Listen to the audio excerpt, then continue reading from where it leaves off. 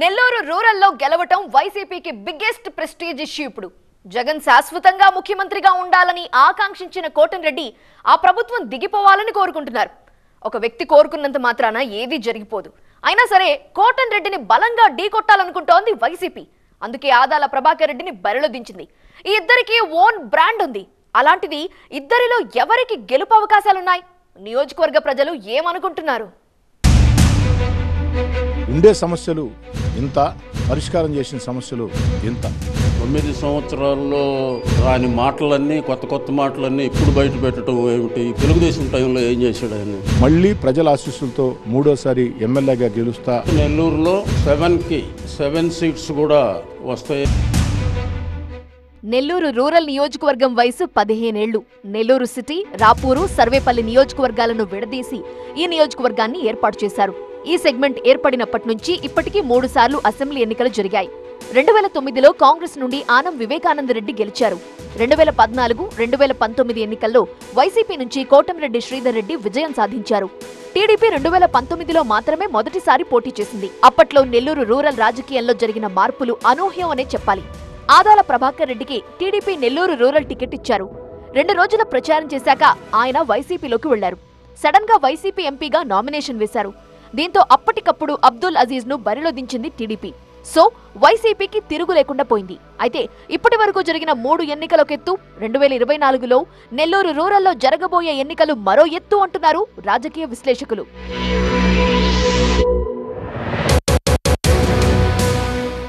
YCP నుండి వరుసగా 2 సార్లు గెలిచిన కోటంరెడ్డి ఈసారి టీడీపీ అభ్యర్థిగా బరిలో దిగబోతున్నారు. కోటంరెడ్డి రాకతో టీడీపీకి బలమైన అభ్యర్థి కొరత తీరినట్లయింది. స్వతహాగానే కోటంరెడ్డి జనం మధ్య తిరుగుతూ ఉంటారు. గ్రౌండ్ లెవెల్ లీడర్ గా కోటంరెడ్డికి పేరుంది. టీడీపీలోకి వచ్చిన తర్వాత కూడా అదే టెంపో కొనసాగిస్తున్నారు.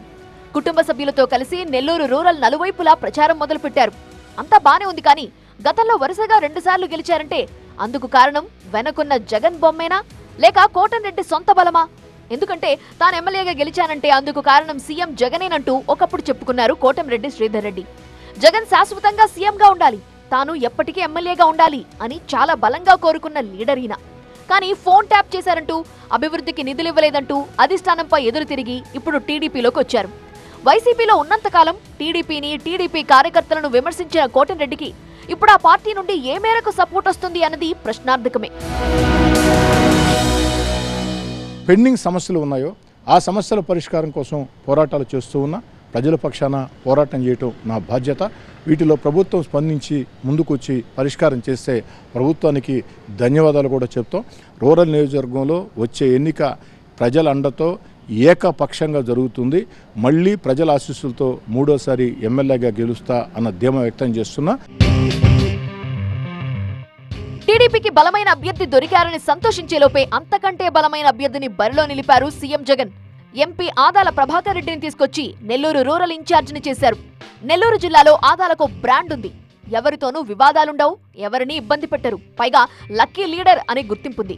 1999 నుండి ఓటమన్నదే లేకుండా వరుసగా గెలుస్తున్నారు. 1999లో ఆలూరు నియోజకవర్గం నుండి గెలిచి మంత్రిగా కూడా చేశారు. సర్వేపల్లి ఎమ్మెల్యేగా 2 సార్లు గెలిచారు. 2019లో వైసీపీ నుండి నెల్లూరు ఎంపీగా విజయం సాధించారు. రాజకీయాల్లో సుదీర్ఘ రాజకీయ అనుభవం ఉన్న ఆదాల ప్రభాకర్ రెడ్డికి పోల్ మేనేజ్మెంట్ లో ఎక్స్పర్ట్ అనే పేరుంది.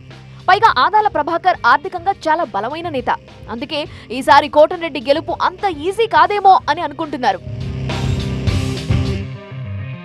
9 సంవత్సరాల్లో రాని మాటలన్నీ, కొత్త మాటలన్నీ ఇప్పుడే వస్తుంటే ప్రజలు కూడా హర్షించరు, నమ్మరు. జరగాల్సిన అభివృద్ధి జరిగింది, జరగాల్సిన సంక్షేమం జరుగుతూ ఉంది. సంక్షేమం జరగలేదని చెప్పమానండి, అభివృద్ధి ఏది జరగలేదో చెప్పమానండి. ఏదో 2-3 జరగలేదు అని చెప్పి ఇప్పుడు బయట పెట్టడం ఏమిటి? ఇప్పుడు దాకా ఏం చేస్తున్నాడు? తెలుగుదేశం టైంలో ఏం చేశాడు ఆయన? అప్పుడు ఈయన ప్రతాపం అంతా చూపించి ఉండొచ్చు కదా. ఆదాల బలం ఏంటో కోటంరెడ్డి శ్రీధర్ రెడ్డికి తెలియంది కాదు. అందుకే ఆదాల తన ప్రత్యర్థి అని తేలిపోవడంతో కోటంరెడ్డి కూడా ఈ ఎన్నికలను ఈజీగా తీసుకోవడం లేదు. ఓ ప్లాన్ ప్రకారం రూరల్ నియోజకవర్గంలో ప్రతి గడప టచ్ చేస్తూ ప్రచారం చేస్తున్నారు. మరోవైపు రూరల్ నియోజకవర్గ పరిధిలోని కార్పొరేటర్లలో మెజారిటీ వర్గం కోటంరెడ్డికి సన్నిహితంగా ఉంటోంది. కొంతమంది ఎంపీ ఆదాల వైపు వెళ్లినా ఎన్నికల సమయానికి కోటంరెడ్డి దగ్గరకు వచ్చేస్తారని చెప్పుకుంటున్నారు. కోటంరెడ్డి సోదరుడు గిరిధర్ రెడ్డి కూడా నెల్లూరు రూరల్ నియోజకవర్గంలో విస్తృతంగా పర్యటిస్తున్నారు. ఈసారి రూరల్లో టీడీపీ జెండా ఎగరేయాలని అన్నదమ్ములిద్దరూ ఫిక్స్ అయ్యారు. ఆదాల బలమేంటో తెలుసు కాబట్టే కోటంరెడ్డి బ్రదర్స్ కి కుటుంబం కూడా తోడైంది. కోటంరెడ్డి కుటుంబం కూడా ఇంటింటి ప్రచారం చేస్తోంది. అందుకే ఈసారి ఆదాల కోటంరెడ్డి మధ్య పోటీ రసవత్తరంగా ఉండబోతోంది. గ్రౌండ్ లెవెల్ లీడర్ గా కోటంరెడ్డికి, వివాదరహితుడిగా ఆదాల ప్రభాకర్ రెడ్డికి పేరుంది. ఈ ఇద్దరిలో ఎవరిని గెలిపించుకోవాలి అన్నది నెల్లూరు రూరల్ ప్రజల ముందున్న అతిపెద్ద టాస్క్.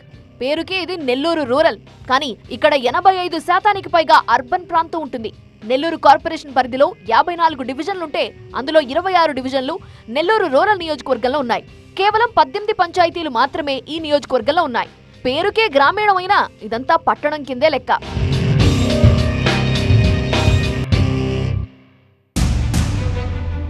నెల్లూరు రూరల్ టికెట్ దాదాపుగా కోటంరెడ్డికే ఇస్తారు. మరి 2019లో పోటీ చేసిన అజీజ్ పరిస్థితి ఏంటి? అజీజ్ పార్టీ మారతారా? నియోజకవర్గంలో ఇదే టాక్ వినిపిస్తోంది ఇప్పుడు. ఎందుకంటే అబ్దుల్ అజీజ్ రాజకీయం వైసీపీలోనే మొదలైంది. గతంలో వైసీపీ నుంచే నెల్లూరు నగర మేయర్ గా గెలిచారు. అప్పట్లో కోటంరెడ్డి శ్రీధర్ రెడ్డి, అనిల్ కుమార్ యాదవ్ అజీజ్ కోసం చాలా కష్టపడ్డారని చెప్తారు. అలాంటిది మేయర్ గా గెలిచిన తర్వాత అజీజ్ టీడీపీలోకి వెళ్లిపోయారు. అప్పటి నుంచి ఎమ్మెల్యే కోటంరెడ్డి, అనిల్ కుమార్ తో అభిప్రాయ భేదాలు వచ్చాయి. ఇప్పుడు కోటంరెడ్డి టీడీపీలోకి రావడంతో అజీజ్ తిరిగి వైసీపీలోకి వెళతారు అని చెప్పుకుంటున్నారు.